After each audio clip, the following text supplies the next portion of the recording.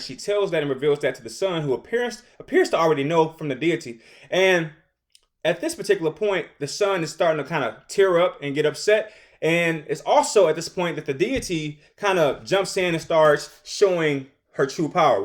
It's at this point we really understand what she's there to do. She seems to be kind of scaring them. She's knocking things over using her shadow hand because, again, she has the power of shadow manipulation.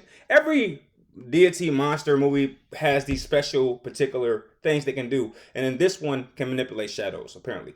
And I wanted to take a 20-second break to just say how beautiful this little monster lady was. Look, it was hilarious because I'm like, okay, the little boy goes out there with the gun and he's pointing the gun. He's like, yo, you got 10 seconds to leave. And then the craziest thing happened that I just did not expect. The monster lady, because she has a veil over her head the entire film, the monster lady did something that nobody in the theater thought she was going to do. She takes the veil off. Or no, she takes it off this way, and she shows her face. We like, wait a minute. I thought the entire movie was going to be with her just kind of like walking around with a veil on. I'm like, see, that's the difference. That's why you gotta listen. This is why we need diversity in horror films, because this is different. This is different.